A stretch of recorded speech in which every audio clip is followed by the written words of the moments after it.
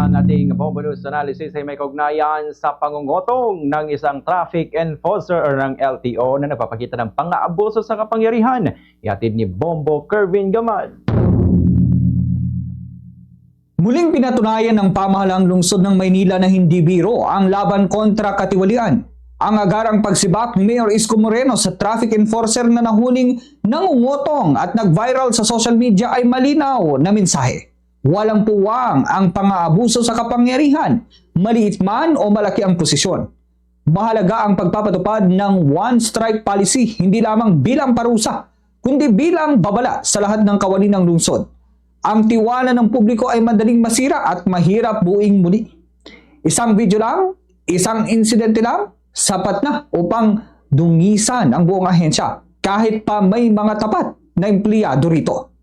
Tama lang ang sinabi ng alkalde, hindi kailanman sulit ang panandaliang kita kapalit ng trabaho, dangal at kinabukasan. Ang pangungutong ay hindi simpleng paglabag. Ito ay tuwirang pagsasamantala sa pangangailangan ng mamamayan at sa sistemang dapat sana'y naglilingkod sa kanila. Gayunman, hindi rin dapat magtapos sa isang pagsibak ang usaping ito. Ang mga komento ng netizens na nagsasabing may iba pang gumagawa ng kahalintulad na gawain ay dapat seryosohin. Ibig sabihin, may mas malalim pang problemang kailangang tugunan. Mula sa mas mahigpit na pagbabantay, tuloy-tuloy na internal cleansing hanggang sa proteksyon ng mga nagrereklamo. Sana nga ay hindi lamang sa Maynila umiiral ang ganitong uri ng disiplina. Ang laban kontra katiwalian ay hindi dapat nakaayon sa lugar kundi sa prinsipyo. Kung kayang ipatupad sa isang lungsod ang maigpit na pananagutan, dapat kayanin din ito sa iba. Mula sa mga barangay hanggang sa pinakamataas na ahensya ng pamahalaan.